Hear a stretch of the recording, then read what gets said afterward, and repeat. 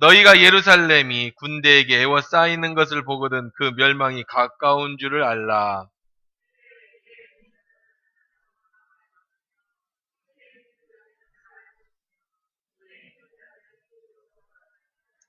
이날들은 기록된 모든 것을 이루는 징벌의 날이니라.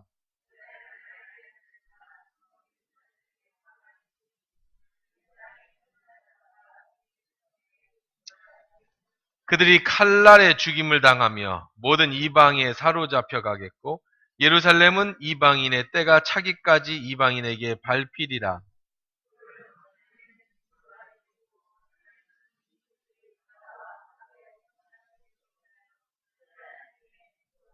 사람들이 세상에 임할 일을 생각하고 무서워함으로 기절하리니 이는 하늘의 권능들이 흔들리겠습니다.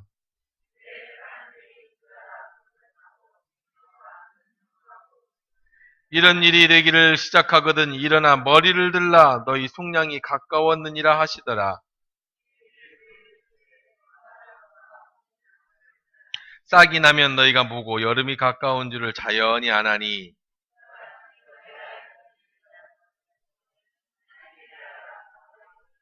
내가 진실로 너에게 말하노니 이 세대가 지나가기 전에 모든 일이 다 이루어지리라. 너희는 스스로 조심하라. 그렇지 않으면 방탕함과 술취함과 생활의 염려로 마음이 둔하여지고 뜻밖의 그날이 덫과 같이 너희에게 임하리라. 이러므로 너희는 장차 올 이 모든 일을 능히 피하고 인자 앞에 서도록 항상 기도하며 깨어있으라 하시니라. 아멘. 하나님 말씀이었습니다. 좋으신 하나님, 이 시간에 주의 말씀 들으려고 합니다. 성령께서 친히 우리의 귀를 열어주셔서 하나님의 음성이 들려지는 은혜의 시간 되도록 축복하여 주옵소서. 예수님의 이름으로 기도합니다. 아멘. 아주 연일 무덥습니다. 요즘 인사가 안녕하세요가 아니에요. 뭐라고 인사해요? 더위에 어떻게 지내십니까? 아, 이게 인사입니다. 그렇죠? 무더위 어떻게 지내십니까? 여러분에게 저도 묻고 싶어요. 더운데 어떻게 지내셨습니까? 잘 지내셨습니까? 지난주에 우리 GLC 캠프를 다녀왔어요. 연일 가장 높은 40도가 넘었다 이렇게 방송이 나는 지난 한 주간에 아이들을 데리고 여수, 순천 다녀왔는데 참 애들은 대단한 것 같습니다. 저 15분 나갔다 왔는데 그냥 살이 다 익어가지고 누가 봐도 그냥 그런 것 같다라고 말씀해 주세요. 애들은 매일같이 하루 실내에서 있고 그렇게 연일 40도가 넘는데 아까 사진에서 본 것처럼 그렇게 돌아다니는데도 아주 건강하게 잘 갔다 온 거 보면 참 젊음이 좋구나 이런 생각을 한번 가져봅니다. 근데 저는 이런 생각을 해봤어요. 지금 밖에서 일하시는 우리 집사님, 장로님들이 얼마나 더울까. 에어컨, 보통 실내에 있으면 에어컨 안에 있지 않습니까? 좀 미안한 마음이 들었어요. 아, 참, 15분 밖에 나갔다 왔는데도 살이 다 익어냈는데, 거기서 밖에서 근무해야 되는 분들, 운전하시며 다니셔야 돼. 집 내리고 올리고 하시는 분들, 얼마나 고생이 많을까. 우리 그분들에게 우리 격려의 박수를 한번. 참, 그래요. 근데 문제는 이런 더위가 여름마다 지속될 거라는 것이 기상 관측이에요. 지구가 뜨거워졌어요. 우리나라만 아니라 지금 이 우주가, 이 지구가 이게 뜨거워졌어요. 지금 미국 캘리포니아에서는요, 한낮 수온주가 52도까지 올라요. 52도. 남미가 아니고 북미, 위쪽인데요. 여러분, 북극곰이 살고 있는 만년설이 있어야 될 북극권에요. 지금 연일 30도랍니다. 북극이 30도래요. 어제 뉴스에서 봤는데요. 북극에 있는 다산기지라고, 우리 남극에는 세종기지가 있고, 북극은 다산기지라고 해서 이제 지형과 기후를 관찰하는 최북단에 있는 우리나라 기지, 연구기지입니다. 거기 영상 14도까지 올랐답니다. 영상 14도. 사람이 연구하는 가장 높은 꼭대기 가서 연구를 한다고 기지를 세워놨는데 거기 영상 14도. 뉴스에 보니까요. 빙하 아래쪽이 터져갖고 수도관처럼 물이 콸콸콸콸 빙하 아래로 쏟아져 내리는 거예요. 가끔씩 빙하가 그냥 산이 내려앉듯이 확 주저앉는 거 여러분 가끔씩 보셨을 겁니다. 말 그대로 빙하, 만년설이 녹아내리는 겁니다. 그럼 만년설은 말 그대로 만년 동안 눈이 안 녹았다고 그래서 만년설인데 그 만년설이 녹아서 지금 내리고 있으면 어떻게 되겠어요? 올해는 그렇다 치고 내년, 후년에는. 세계 기상기구 WMO는요. 올해 6, 7월 북극권을 포함해서 세계적인 기온이 상승하면서 지구촌 곳곳에서 폭염과 이상 고온이 연일 계속될 것이다 라고 또 예상도 했답니다. 자, 올해 뭐 한 해 같으면 참겠는데 매년 이렇게 되고 여름만 되면 40도, 50도까지 올라간다고 한다면 그것이 이제 앞으로는 여름이 5달이 될 거랍니다. 10년 뒤에는. 여름이 5달. 겨울을 5달. 그러니까 봄, 가을이 1달 정도. 요즘 더 짧아지는 추세입니다. 이럴 때 우리가 자주 쓰는 말이 있습니다. 야, 이제 말세가 됐구나. 종말이 가까워왔구나. 10,000년 동안 녹지 않았던 물이 녹아내리면 이 지구가 다 뜨거워지겠지요? 사람이 살 수 없는 종말이 오게 됐다. 지난번에 말씀드린 것처럼 성전이 돌 위에 하나도 남지 않고 무너지게 될 것이다. 이스라엘이 이제 멸망의 것을 예언해 놓으셨다 말씀하셨습니다. 이제는 우리 지지난주에부터 이어지는 이 이스라엘의 멸망만이 아니라 이제는 이 지구의 멸망을 얘기하고 있는 말씀입니다. 말세에 주신 하나님 말씀이죠. 우리 7절 한번 읽어봅시다. 21장 7절 시작. 그들이 물어 이르되 선생님이여 그러면 어느 때에 이런 일이 있겠사오며 이런 일이 일어나려 할 때에는 무슨 징조가 있으오리까? 말세에 어떤 일이 생기겠습니까? 이렇게 물어보는 겁니다. 여러분 성경에 있는 모든 예언이 다 이루어졌습니다. 예수님이 오실 것도 이루어졌고 이스라엘이 멸망할 것도 이루어졌고 예수님이 십자가에서 죽으실 것도 이루어졌고 재림하실 것, 부활하실 것도 다 이루어졌고 성령이 보내주실 것도 다 이루어졌습니다. 이 구약시대부터 계시록까지 모든 말씀이 다 이루어졌어요. 단 하나 이루어지지 않은 마지막 남은 예언이 뭐냐? 재림입니다. 말세, 예수님이 다시 재림주로 오실 것이다. 그런데 성경에 보니까 예수님 이렇게 말씀하셨죠. 마가복음 13장 32절에 보면 그러나 그 날과 그때는 아무도 모르나니 하늘에 있는 천사들도 아들도 모르고 나도 모르고 누구만 아신다? 아버지만. 예수님도 모르시는 거예요. 예수님이 언제 오실지 하나님이 보내실 때 오실 겁니다. 이것이 이제 재림입니다. 그러면 아버지만 아시는 재림이 갑자기 임하면 우리는 어떻게 대비해야 될까? 재림을 대비하는, 말세를 대비하는 자세라고 하는 제목으로 우리가 두 번째 시간을 갖습니다. 그래서 7절에 이런 일이 일어날 때는 무슨 징조가 있겠습니까? 그래. 요즘 기상예보가 잘 발달돼서 날씨를 잘 맞춰요.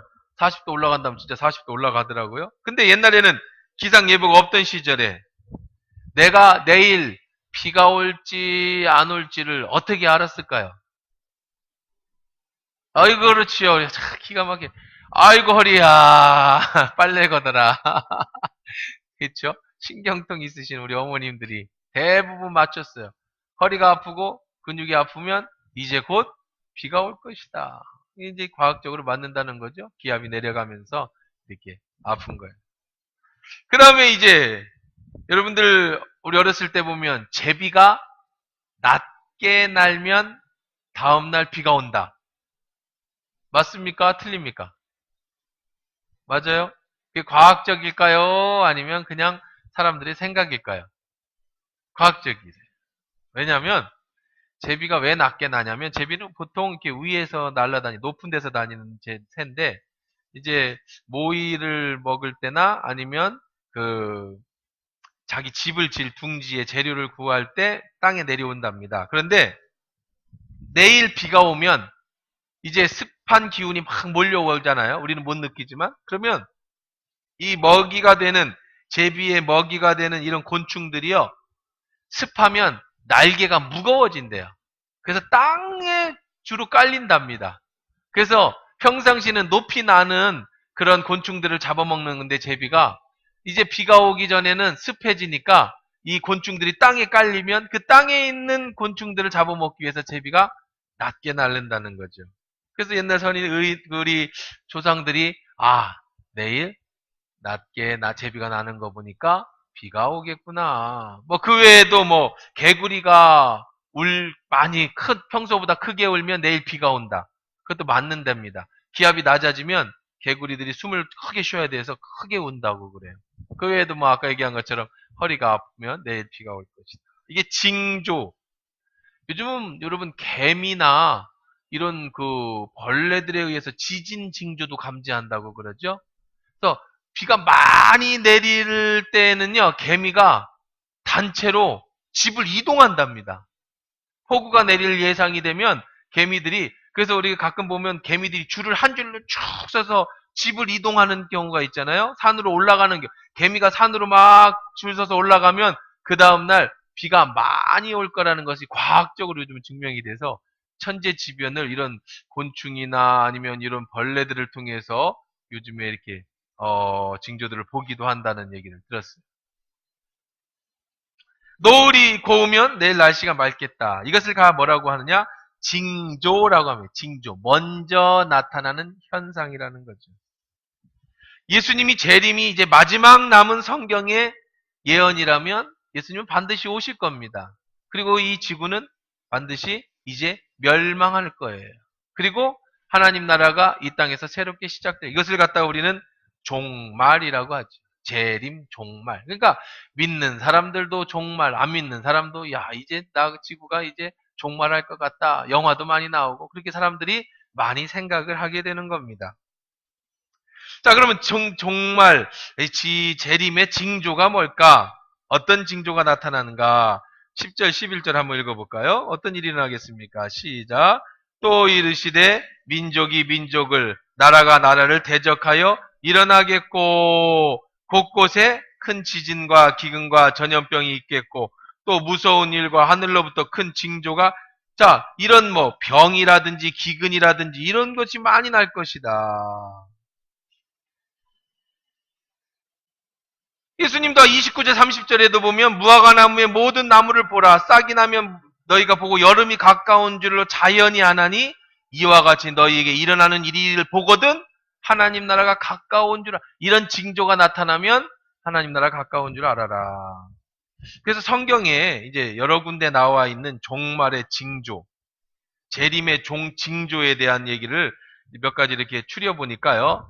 첫째는 이 말세는 어떤 징조가 나타나겠느냐? 구약성경 다니엘서 12장 4절에 보니까 다니엘아 마지막 때까지 이 말을 간수하고 이 글을 봉합하라. 많은 사람이 어떻게 해요? 빨리 왕래하며 지식이 더하리. 종말이 되면 재림 때가 되면 어떤 일이 일어난다고? 사람들이 빨리 왔다 갔다 하게 될 것이고 뭐가 늘어날 거예요? 지식이 더할. 그것이 지금까지 이 다니엘이 쓰여질 때 3000년 전입니다. 3600년 전 얘기인데 그때부터 지금까지 사람들이 빨라지고 지식이 더해지지 않았겠습니까? 전혀 그렇지 않아요. 자 보세요. 3600년 전 다니엘이 이 글을 쓸 당시에 사람들은 뭐를 타고 다녔을까요? 말을 타고 다녔겠죠. 자, 불과 100년 전에 사람들은 뭘 타고 다녔을까요? 100년 전에 말을 타고 다녔겠죠. 3600년 사이에 변한 게 없었어요. 빨라지지 않았어요. 모르겠어요. 말을 조금 조련을 해서 조금 더 빨라졌나? 길이 좀 더 나아서 옛날에 없던 길이 생겨서 좀 빨라졌나? 그래서 빨리 왕래했는가? 자, 지식이 더하리라. 3600년 전의 지식이나 100년 전에 농사 짓는 기술이나 물론 농사 기술이 조금은 발전할 수 있었지 모르겠지만 우리도 100년 전에 다 뿌리고기에 다 넘겼고요. 못 먹고 살았습니다. 그 사이에 고구마가 발견됐다, 감자가 발견됐다, 그럴 수는 있었겠지만 지식이라는 게 전부 한정적 지식, 농사 짓는 지식, 여름에 봄에 씨 뿌려서 가을에 그리고 풀 뽑아주는 아주 단순한 지식이에요. 근데 마지막 때가 이르면 사람들이 빨리 왕래하고 지식이 더하리라. 여러분 불과 100년 사이에 아니요 불과 2, 30년 사이에 세상이 얼마나 빨라졌는지 아십니까? 빨리 왕래. 저희 학교 다닐 때 일일 생활권이라고 배웠어요. 그렇죠? 드디어 우리나라가 일일 생활권에 돌입했다. 박정희 대통령이요. 그 경부고속도로 끊으면서 대한뉴스 저거 지금도 기억하고 있어요. 이제 드디어 우리나라가 일일 생활권에 진입하였습니다. 박정희 대통령께서는 막 그랬던 게 그래서 학교에서 선생님이 사회 시간에 우리나라는 일일 생활권이다. 일일 생활권이 뭐죠? 부산서 서울까지 와서 일을 보고 다시 부산에 돌아갈 수 있는 생활권이라는 거예요. 일일 하루 만에 전국 어디든지 같이 생활. 일일이 뭡니까 지금? 저 서울에 가끔 가면 차 안 갖고 갑니다. 혼자 갈 때는. 그냥 익산 가면은요. 15분마다 KTX가 있어요. 익산역에서 여기서 익산역까지는 여기 30분 저희 집에서 걸려요. 전주역은 뭐 15분인데 뭐 그게 그거라서 기차가 많은 익산역에 많이 갑니다. 익산역 30분 만에 가죠. 익산역에서 서울에 있는 어디요? 이 서울역 말고 용산역까지요. 빠른 KTX는 1시간 5분 걸립니다. 길어야 1시간 15분 겁니다. 우리 집에서 서울 용산까지요. 총 걸리는 시간이 1시간 45분이면 가요. 기차 시간만 딱 맞춰서 가면은. 무슨 일일 생활권입니까? 반나절 생활권도 아니죠. 아침에 가서 회의하고 점심 먹을 때 내려올 수 있어요. 빨라졌죠? 점점 더 빨라집니다. 미국 가는데 10시간이면 갑니다. 그것도 일반 항공기를 타고 10시간이죠. 만약에 제트기나 초음속 비행기를 타고는 2-3시간에 미국도 갈 수 있어요. 지구의 반바퀴도 2-3시간 안에 갈 수 있는 시대. 빨라졌습니다. 지식이 더해지리라고요? 여러분 지식이 얼마나 많이 급속도로 우리에게 더해지는지요? 미국에서 지금 개발한 것, 지금 연구한 것, 뜨끈뜨끈한 것. 네이버 선생님한테 물어보면 1분 안에 답을 다 해줘요. 이 당장 지금도 내가 만약에 제비가 비 오는 날 낮게 나를까요? 딱 써서 딱 치면요. 1초 안에 답이 나와버리는 시대. 지식이 너무 많아요. 과하게 많습니다. 때로는 너무 지식이 많다 보니까 부작용이 일어날 정도로. 근데 이미 다니엘은요. 3600년 지금 시대를 예언해놨어요. 예수님 오실 때가 되면 말세가 되면 어떤 일이 날 것이다? 모든 것 사람들이 빨리 왕래하게 될 것이고 지식이 더해질 것이다. 지금은 4차 산업시대. 지식이 더해지는 건요. 여러분이 못 따라가는 시대입니다. 우리도 4차 산업이 뭔지 몰라요. 얼마나 지금 지식이 빠르게 진행되는지요. 여러분 아마 여러분들도요. 4차 산업이 뭔지 모릅니다. 여러분이 생각하는 거하고는 전혀 다른 거예요. 사람이 기계와 싸워서 지는 시대에 얘들은요. 컴퓨터는 1분 안에 사람이 수백 년, 수천 년 연구한 거를 바로 합숙하는 참 어떤 시대가 앞으로 10년 뒤에 도래할까? 예측하기 힘든 시대에 얼마나 빨라졌는지요. 앞으로 10년 뒤에 어떤 일이 생길까? 장담컨대 10년 안에 이제 우리는 운전 안 하게 될 것 같습니다. 무인 자동차, 하늘을 날리는 요즘에 이제 계속해서 개발하고 시중에 들어간 이제 드론, 사람이 타는 드론. 옛날식으로 말하는 붕 떴다 날아가는 공상과학 영화에 나오는 게 이제 현실적인 되는 거예요. 이제는 앞으로 이 하늘도 길을 만들어서 신호등을 둬가지고 드론이 날아다닐 때 서로 부딪히지 않게 해야 되는 그런 시스템을 갖춰야 돼요. 물론 요즘은 다 이제 그런 전파로 다 왔다 갔다 하겠지만 10년 뒤에 어떤 일이 어떻게 생길까? 10년이면 강산이 바뀌는 게 아니에요. 요즘은 뭐 반나절 안에 강산도 바뀌고요. 세상이 어떻게 우리 따라가지도 못할 정도로 빨라졌습니다. 이것이 성경에 나오는 첫 번째 종말의 재림의 증거들이. 두 번째는 거짓 그리스도의 출현입니다. 많은 사람이 내 이름으로 와서 이르라 내가 그라하여 많은 사람들이 미혹되리라. 요즘에 그리스도라는 사람들이 얼마나 많습니까? 별의별 그리스도의 별의별 종교들이 많이 생겼어요. 종교의 아주 문제들 지금 뭐 이슬람의 종교 문제는 심각하게 이 종말로 치닫고 있죠. 뿐만 아니라 우리 대한민국에서도 참 성령이고 보혜사인 신천지 이만희 이긴 자 자기가 보혜사래요. 자기가 성령으로 온 이긴 자라는 거예요. 하나님의 교회 안산홍이 자기가 하나님인데 죽었어요. 하나님이 돌아가셨어요. 그래서 하나님 장례를 잘 치르고 그의 부인 장길자가 어머니 하나님으로 다시 등극하셨어요. 무슨 하나님이 죽고 부인이 하나님 되고 여기도 복잡한데 그 복잡한데 사람들이 얼마나 많이 몰려드는지 몰라요. 지금 신천지가 무서운 게 아니에요. 하나님의 교회 안산홍 증인회가 더 무서워요. 장길자 증인회. 일본 교회를 삽니다. 걔들은 특이하게 교회가 요즘 부도가 많이 나잖아요. 부도 나는 교회를 사요. 그래가지고 교회 간판만 바꿔요. 그대로 두고 하나님의 교회. 동네마다 하나님의 교회가 얼마나 많은지 아십니까 여러분? 번듯한 교회들이 다 하나님의 교회로 바뀌었어요. 도대체 장길자 하나님을 왜 믿는지 하나님의 어머니 하나님이시라는 거예요. 신천지 이만희도 어떻게 이만희가 보혜사고 이만희가 재림주인데 어떻게 사람들이 거길 따라가는지 이해를 안 가는데 그 사람들이 그렇게 꾸역꾸역 모여들어요. 똑똑한 사람, 많이 배운 사람 할 거 없이. 이게 말세에 나타나는 거짓 그리스도. 옛날에는요 사람들이 밖에서 미혹했습니다. 근데 지금 신천지 같은 경우는 안으로 들어와요. 양의 탈을 쓰고 이리처럼 들어와가지고 거짓말로 해서 모략을 해서 사람들을 끌고 나갑니다. 그리고 성경적으로 모략이라는 건 좋은 거다, 괜찮은 거다. 그럼 자기네들도 다 거짓말로 해야지. 우리도 가서 거짓말해가지고 걔들 끌고 나와야지. 이거 무슨 말 같지 않은 장난이.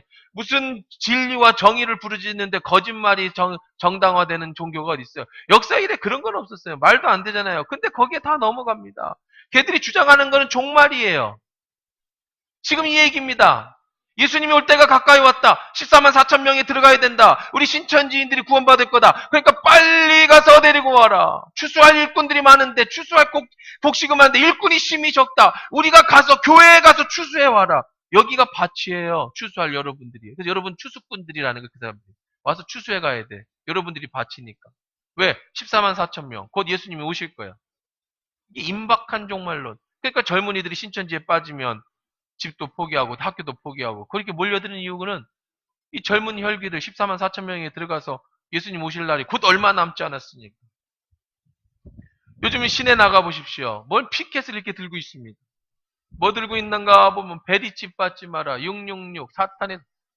여러분 절대 베리칩은 666이 아닙니다. 안심하십시오. 이건 뭘 몰라서 그래요. 성경을 너무 몰라서 하는 말이에요. 666이라는 뜻은 뭐냐면 계시록에 보라 악마의 숫자는 666이다. 머리다 이마에다 666을 받는 자들마다 이렇게 얘기하고 있죠. 자, 이마는 뭐고 666의 마크는 뭐냐? 이 요즘에 베리칩을 이마에다 박아서 이 베리칩이라는 것은 조그만한 그 깨알 씨앗 같은 건데요. 쌀 벽시 같은 건데 이 안에 그 사람의 생체 모든 것을 다 집어넣은 거예요. 이게 어디서 개발한 거냐면 미군들이 전쟁터에서 유사시 요즘 미군 유괴를 송환하고 그러잖아요. 옛날에는 목줄을 찾잖아요. 근데 목줄도 날아가면 못 찾잖아요. 베리칩을 여기다 심어요. 그럼 사람이 죽으면 전파 기술로 가면 사람이 어디 묻혔나, 어디에 죽어 있나를 띠띠띠띠 찾아냅니다. 그 딱 찍으면 그 사람의 혈액형, 그 사람의 군번, 그 사람의 출신, 그 사람의 모든 것이 다 나와요. 그러면 이 사람이 만약에 O형이면 빨리 O형을 수혈해야 되고 급하게 이 사람이 죽으면은 이 사람이 어디서 죽었는지 가족들에게 알려야 되잖아요. 그걸 목줄을 찾던 것이 목줄이 끊어지면 안 되니까 이제는 여기다 심는 거예요. 그랬더니 이게 이제 666이라고 하는 거예요. 이게 왜 666하고 이게 무슨 관련이 있는 겁니까? 여러분 666이라는 것은 사단의 숫자입니다. 이게 5는 사람의 숫자, 6은 사단의 숫자, 7은 하나님의 숫자인데 그건 누가 얘기했어요? 여러분 난 놓고 기억자를 모른다라는 얘기는 한국 사람이면 다 알죠. 이것처럼 유대인들은 6은 사단의 숫자, 7은 하나님의 숫자, 5는 사람의 숫자라는 건 다 알아요. 태어날 때부터. 다시 말해서 666이라는 것은 뭐를 상징하는 거다? 사단을 상징하는 것이다. 그러니까 666을 받는다, 이마에 666을 받는다는 얘기는 무슨 뜻이냐면 사단이 그 사람을 지배해서 사단 거로 만들었다는 뜻이에요. 이건 또 다른 말로 성령의 인치심을 받는다고 그러죠. 성령이 여러분을 여기다 인친다고 뭐라고요? 내 거라고. 그럼 여기 성령의 인침은 777을 받습니까? 그럼 오늘부터 여러분들 문신해 드릴게요. 다 777 하나님의 숫자. 666을 안 받고 난 777을 받는다. 이거는요 상징이라고. 상징. 사단을 상징하는 게 666 완벽한 세 자리. 이것은 완벽하게 사단의 것이다. 너희는 사단의 것이 되면 넌 하나님 나라에 갈 수 없다. 이것이 이마에다 666을 받는 거지. 한동안은요 또 뭐가 666이라고 그래가지고 사람들을 현혹했느냐면 이 바코드가 666이라고 그래서 사람을 현혹했어요. 그럼 바코드가 줄이 막 가 있잖아요. 이게 0부터 9까지의 숫자를 이걸 디지털화 시켜서 여기에 유통기한, 이 제품 출신, 어디서 만들었나 이것들 다 이제 그 컴퓨터 바코드로 이 0부터 6까지 숫자로 이것을 만들어낸 거예요. 이것을 이제 딱 코드기에 찍을 수 있도록 숫자를 만들어 놓은 게 이게 현상인데, 맨 처음 두 줄 긴 게 6을 표시해요. 가운데 긴 게 6을 표시하고 끝에 긴 게 6이 표시해요. 그래서 말 그대로 666이에요. 처음에 바코드 나올 때 이게 666이라고요. 막 찌라시 뿌리고 벽에 붙여서 바코드 받으면 안 된다. 바코드 물건 쓰면 안 된다. 여러분 바코드 안 쓰면요 새우깡도 못 사드셔요. 여러분 다 산에 올라가셔서 집 짓고 혼자 화전으로 사셔야 돼. 이 세상에 모든 것이 다 바코드가 찍혔어요. 이런 거 이렇게 뭐 이렇게 붙어 있는 여기도 다 바코드가 찍혀 있다니까. 이거는 안 찍혔네. 네 어쨌든 바코드 없는 물건은 없어요. 지금 슈퍼마켓 편의점만 가도 다 띠띠띠띠 바코드가 찍히는데 그럼 우리 다 지옥 가야 돼. 다 지옥 가야 돼. 이런데 여러분들 이제는 적그리스도가 많이 등장한다는 거예요. 그 다음에 보면 핍박이 임할 거다. 12절, 16절 다 그러죠. 이 모든 일이 내 이름으로 말미암아 너희 손에 박해와 회당에 옥을 넘겨주며 임금과 집권자들이 지금 전 세계 기독교인들이 얼마나 박해를 받고 있는지. 우리는 편안하게 예수를 믿으니까 예수님이 안 오실 것 같죠. 지금 그리스도란 이름으로 불타 죽는 화형을 당하고 수없는 그리스도인들이요 이런 종교 간의 문제 때문에 특히 이슬람 문제 때문에 얼마나 많이 죽어가는지 몰라요. 그 외에도 그 거짓 선지자 7절입니다. 7절에 아까 얘기한 것처럼 어느 때 이런 일이 일어날겠습니까? 그랬더니 뭐라고 그래요? 내 이름으로 와서 8절에 미혹을 받지 않도록 주의하라. 많은 사람 내 이름으로 와서 내가 그러하며 때가 가까이 왔다.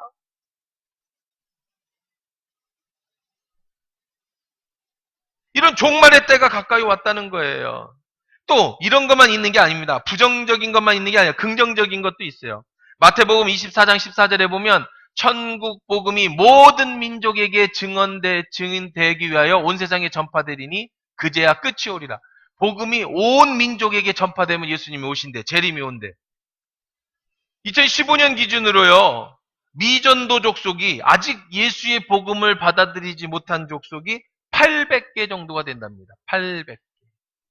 제가 이것 때문에 아주 오래된 영화 미션이라고 하는 영화를 한번 다운받아서 봤어요. 미션이라고 하는 영화. 그 미션에 보면 물론 천주교 영화입니다만은 이 신부가 이 브라질의 미전도 족속에게 전도하러 가려고 이과수 폭포를 막 기어 올라가는 장면이 나와요. 그래서 그들을 구원화시키죠. 복음화시키죠. 이것처럼 사람의 발이 닿지 않은 미개인들, 아직 성경이 뭔지 예수님이 누군지를 모르는 민족이 2015년 통계로 800개랍니다. 800개. 그런데요, 더 놀라운 것은 보통 1년에 지금까지 300에서 400개씩 복음이 전해졌대요. 선교사들이. 지금도 많은 선교사들이 죽어가면서 그 미션처럼 그 벼랑 끝에 있는 그 원주민들 찾아가서 선교하는 사람들이 참 많습니다. 여러분 잘 모르셔서 그렇죠. 이제 선교사들이 많이 들어왔는데 좀 빨리 불러야 되겠어. 우리도 이제 지금 선교사들, 우리가 파송한 선교사들이 와서 한번 날 잡아가지고 오후 예배 때 오라고 해야겠는데. 지금도 선교사들이요, 아프리카 오지, 남미, 그 다음에 뭐 동아시아의 저 깊은 태국의 깊은 산쪽까지 복음을 전했는데 아직 들어가지 않은 미전도 족속이 2015년에 800개였는데 한 1년에 지금까지 한 400개씩 전도가 됐다고 하니까 아마 거의 다 되지 않았을까. 그럼 예수님 말 그대로 오실 때가 가까웠다는 거예요. 요즘 천재지변, 빙하가 녹아내려요.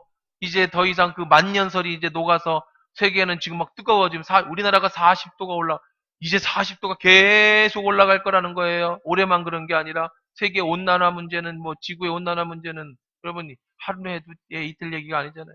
하늘에 오존층이 파괴돼요. 가장 무서운 게 뭡니까? 요즘 북한의 핵을 쏜다는 게 아니라 이런 북한의 핵처럼 이런 핵을 통한 이런 전기를 만들어내는 것보다 이런 것들이 한 번 고장이 나면 한 번 문제를 일으키면 수십만 명이 한 번에 죽을 수 있어요. 이런 문제, 복음이율이 거의 99% 전 세계 복음이 들어갔다. 말씀하신 대로 이제 얼마 안 있으면 오게 될 것이다. 자, 그러면 중요한 건 시대를 봐야 돼요. 징조를 봐야 됩니다. 이제 얼마 남지 않았겠구나. 그러면 이 종말에 우리는 어떻게 준비해야 될까? 오늘은 그 말씀 이어서 이번 주 다음 주는 이 종말을 준비하는 임하는 자세를 얘기해요. 첫 번째 자세는 한번 따라해 보십시다. 미혹받지 말자. 미혹받지 말고 따라가야 돼요. 8절입니다. 같이 읽어봅시다. 시작. 이르시되 미혹받지 않도록 주의하라. 많은 사람이 내 이름으로 와서 이르되 내가 그라하며 때가 가까이 왔다 하겠으나 그들을 따르지. 종말은 와요. 반드시 오십니다. 하지만 그걸 이용하는 거짓 선지자들에게 미혹당하지 말라는 거예요. 무슨 베리칩이니 이런 데 미혹당하지 말라는 거예요. 신천지 이만희 미혹당하지 말라는, 하나님의 교회 장길자 미혹당하지 말라는 거예요. 요즘은요, 최근 뉴스에 보니까 한동안 우리 교회 앞에서 데모하던 애들이 있었죠. 은혜로 교회. 결국 잡혀갔더만요, 교주가. 인천공항에서 잡혀갔어요. 뭘로 잡혀갔느냐? 이제 그 애들이요, 애들도 학교를 안 보내요. 막 애들이 와서 데모하잖아요. 막 중학생 애들이 막 와서 몰려와서 데모하잖아. 얘들 학교를 안 보냅니다. 왜 안 보내냐? 예수님이 재림하는데 무슨 학교를 보내냐는 거예요. 걔들도 재림이에요. 그리고 대안을 어떻게 세웠냐면 저 피지에, 거기에 이제 지상 낙원이 다시 세워질 것인데 거기만 유일하게 비가 많이 막 내릴 때 노아 방주에 탔던 사람들이 구원받은 것처럼 이제 예수님이 곧 오시니까 피지로 가자는 거예요. 거기서 농사 짓고 우리끼리 살자고. 그래서 애들 학교 안 보내고 집 다 팔아갖고 피지로 간 애들이 200명인가 300명이 선발대가 갔어요. 갔는데 TV 보셨습니까? 자식이 부모 뺨을 때리도록 강요시켜가. 아들이 아버지 앉혀놓고 뺨을 때려. 이걸 왜 그러냐? 성경을 찾아서 얘기하는 거야. 이제는 그런 것들을 막 찾아가면서. 폭력. 그리고 이제 도망가려고 하면 잡아가지고 집단 구타. 재산 다 뺏어가고. 그래서 결국 잡혀갔잖아요. 지금 구속되어 있습니다. 여러분, 뭐에 미혹됐느냐? 이 사람들은 유튜브 보고 미혹됐어요. 유튜브. 그 말을 듣고 야, 이제 종말이구나. 이 종말에 우리가 어떻게 하는가? 두려움을 줍니다. 무섭게 합니다. 자, 우리가 살 길은 저 피지에 가서 사는 것. 말도 잘도 못 들어보는 피지에 가가지고 농사 시킨 거예요. 농사. 농사하다가 이탈하면 때리고.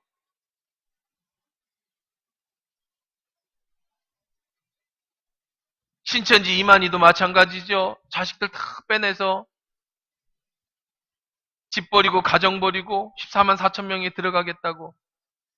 베리칩의 그 노인들 참 왜 거기서 그렇게 그냥 피켓 들고 무슨 진짜 어떻게 하시려고 그러시는지, 애들은 어떻게 하려고 하는지 참 이 심각한 문제입니다.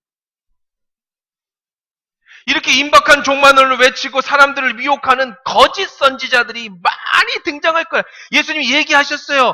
미혹받지 않도록 주의하라. 많은 사람이 내 이름으로 와서 이르되 내가 그라하며 때가 가까이 왔다 하겠으나 그들을 따르지 말아라. 이건 미혹이라는 거예요. 미혹. 사람을 혹해서 혹은 두려움을 줘서 와, 얘 이제 종말이 와요. 제가 늘 말씀드리고 또 말씀드리지만 저녁에 놀이터에서 놀고 있으면 엄마가 자기 아들 불러갖고 데려가는데 와가지고 내 아들인지 아닌지 이마 좀 까보자. 그런 엄마가 있어요? 하나님 열심히 잘 믿었는데 종말이 왔는데 이마 좀 보자. 666 박았나 안 박았나. 이런 하나님이 아들도 못 알아보지는 아버지예요? 여러분이 늘 기도하는 하나님 아버지는 아들을 못 알아봐요? 666을 받았나 안 받았나 확인을 해야 됩니까? 베리칩 검사 기계를 넣어서 베리칩 받은 애는 저쪽, 안 받은 애는 이쪽 할 겁니까? 이런 말 같다는 사실이 어디 있어요? 14만 4천 명이, 지금 예수님 오신 지가 2000년이 지났어요. 14만 4천 명이 안 됐겠습니까? 다 가짜예요? 다 가짜고 지금 14만 4천 명만 진짜예요? 아니, 이런 말도 안 되는 상식, 이건 상징적인 걸 왜 그들은 전부 현실로 받아들여서 이게 하나님 말씀이야 왜 넘어가는 건지 이해를 못 하겠어요. 그런데 미혹받는다는 거예요. 미혹. 사랑하는 성도 여러분들이요. 말세입니다. 정말 말세입니다. 예수님 언제 오실지 모릅니다. 그러나 오늘 말씀처럼 여러분 이 말세에 임하는 자세 첫 번째는 미혹받지 않는 거예요. 미혹받지 않길 주의 이름으로 축원합니다. 그들이 이기려고 해도 안 돼. 말싸움해도 안 돼. 뭐 아주 호기롭게 내가 신천지를 가서 이기겠다. 뭐 들어가가지고.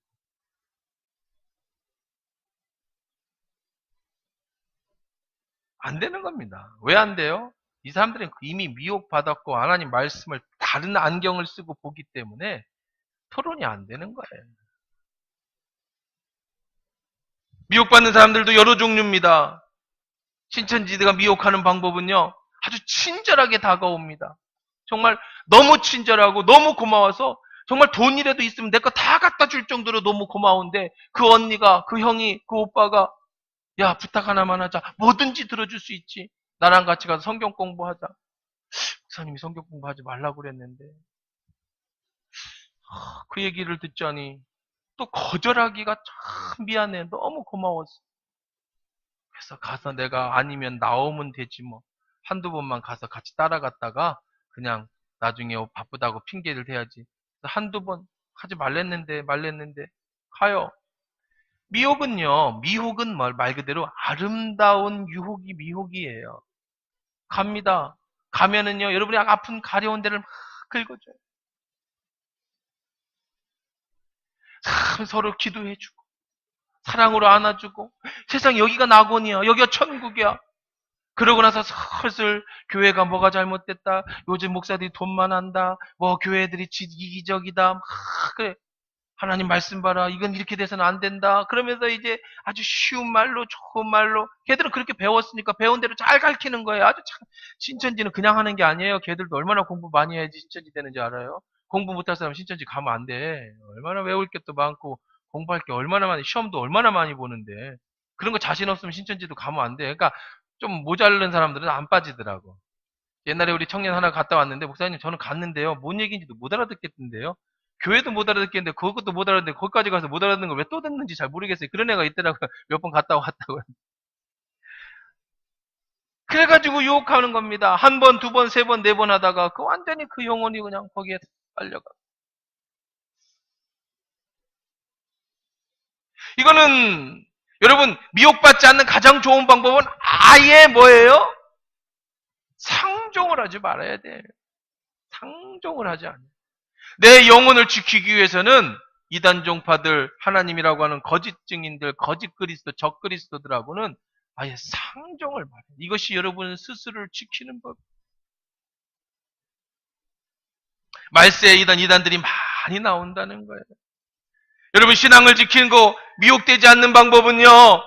여러분이 다니는 교회, 우리 하나교회가 정말 이곳에서 선포되는 말씀만 진리다. 딴 데 눈을 안 돌려야 돼. 딴 데 눈을 돌리지 말아야 돼. 어디 좋은 얘기가 있을까? 신천지에 빠지고 미혹되는 사람들은 대부분 자기 교회에 대한 자부심이 없는 사람이야. 자기가 믿는 신앙에 확신이 없는 사람들이에요. 그러니까 남 얘기하면 거기에서 혹하는 거예요. 넘어가는 거예요. 그런가 하고 넘어가는 거예요. 우리 교회도 어려운 적이 있었는데요. 이렇게 보니까 없는 얘기를 만들어내면 사람들이요. 분명히 아닌데 혹해요. 그런가? 그래? 나도 아닌 것 같은데? 그러면서 나중에 보면 동조하고 있더라고. 그러다가 아닌 게 들통나면은요. 결국은 교회를 떠나야 되고 결국은 코가 석재나 빠져갖고 그냥 거기서 왜 거기 가서 쓸데없는 소리 듣고 동조를 믿음이 없어서 그래. 목회자에 대한 확신이 없어서 그래. 교회에 대한 확신이 없어서 그래. 미혹되는 사람들은요. 전부 확신이 없어요. 그러니까 그 말이 혹해서 그런가 하는 거죠. 여러분 신앙을 지키려면은요. 여러분의 신앙에 대한 확신이 있어요. 다른 데 가서 성경 공부하지 말라고 그러면 목에 칼이 들어와도 성경 공부를 하지 말아야지. 아무리 누가 친절을 베풀고 어쩔 수 없이 가야 된다고 하는 수 없이 그러다 들키면 똑같은 말이에요. 모든 사람 100% 똑같은 말을 해요. 제가요 가려고 한 건 아니고요. 언니가 한 번만 와달라고 그래가지고 거절할 수 없어서 갔어요. 여러분 제가 자주 말씀드리죠. 한 번만 가시면 계속 가십시오. 한 번만 가지 말고 계속 가세요. 대신 저한테 얘기하고 가세요. 오지 마요. 이제 다시 돌아오면 안 돼. 왜냐하면 그 사람 돌아오는 영혼도 중요한데 네 영혼도 중요한데 너 때문에 다른 사람 오염될까 봐 걱정이니까 이 미혹의 영은요, 이 악의 영은요 너무 강해서 한 사람이요. 여러분 보세요. 사과도 잔뜩 있는데 하나가 썩으면 어떻게 돼요? 그 주변 다 썩어요. 귤도요. 한 박스가 있는데 제가 보니까 귤이 사방팔방 썩는 게 아니에요. 썩은데 모여서 썩더라고요. 부정적인 사람 옆에 전부 부정적인 사람 모여 있고요. 이게 나쁜 영향 받은 사람 옆에 전부 나쁜 사람 영향 받은 사람들 모여 있어요. 그걸 다 도려내야 돼요. 그래야 나머지 귤이 안 상해요. 그래야 나머지 사과를 먹을 수 있어요. 신앙은 그렇습니다. 미혹은 그렇습니다. 이 말세에는요, 절대로 여러분 어디에 가서 기도받으러, 어디 용하다, 신천지 제가 자주 광고하잖아요. 이분이 신천지들이 제일 많이 써먹는 게 목사라고 그러면 어디 신학교 나왔느냐고 물어보니까 목사라고 안 해요. 선교사라고 그래, 선교사. 그 선교사면 뭐 자비랑 선교사도 있고 뭐 그냥 뭐 목사 선교사도 있고 뭐 일반 평신도 선교사도 있으니까 그냥 이분이 선교사님이신데 최근에 들어오셨어. 당신을 위해서 기도하는데 꿈에 뭘 봤대. 뭘 봐? 다 정보 알려줘 갖고 사기치는 건데. 그거 혹해 갖고 뭐 그런가? 이게 다 그렇게 넘어가요. 다 작전 짜 갖고. 어쨌든 여러분, 미혹받지 않는 가장 좋은 방법은 내가 가진 신앙의 철저히 믿음으로. 우리 교회는 전통교회. 대한민국에서 제일 큰 교단. 장로교, 2000년의 기독교 역사를 가지고 수없는 2000년 동안에 수없는 이단들과 싸우면서 검증되어서 어떻게 지금 나온 지 몇십 년 안 된 신흥 이단하고 견줄 수가 있겠습니까?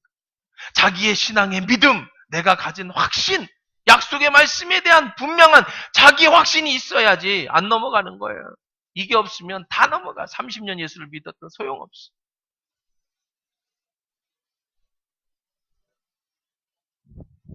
여러분 미혹에 안 넘어가는 방법은 여러분이 믿음과 신앙의 확신을 가지는 선악과는 먹음직하고 보암직하고 지혜롭게 할 만큼 탐스러웠어. 저게 지혜 같아. 저게 내 영혼을 살릴 것 같아. 이게 진짜 같아. 이건 가짜 같아. 그거 따먹는 순간 여러분의 영혼육이 그렇게 미혹당해서 그렇게 죽는 거예요. 다시 한번 말씀드립니다. 우리 하나교회는 저는 일절 용서가 없어요. 한 번이라도 다녀오셨다고 하면 그냥 거기 계속 가시면 됩니다. 장로도 상관없어요. 권사도 상관없어요. 다니세요. 제가 가지 말라고 했는데도 가서 말씀을 듣고 싶으면 꼭 기도 받고 싶으면 가서 기도 받으시고 가서 말씀 들으시고 그 교회 출석하시면 됩니다. 왜? 당신 때문에 다른 사람 썩어 영향받아. 이건 아주 단호한 거예요. 내 교인을 지키기 위한, 우리 교회를 지키기 위한 지금은 말세 시대예요. 지금은 정말 어려운 시대예요. 이 확신만 있으면요. 신천지인이 들어오는 것도 안 무서워요. 그건 걱정할 거 없어요. 괜히 새신자 들어오면 색안경 끼고 신천지인가 왜 이렇게 열심히 하려고 그래. 그러지 마시라고. 열심히 해도 괜찮아요. 여러분이 안 넘어가면 되는 거예요. 여러분 스스로가 지키면 돼요. 말씀입니다. 믿음으로 여러분의 신앙을 미혹되지 않고 지켜내갈 수 있는 저와 여러분 되시기를 주의 이름으로 축원합니다.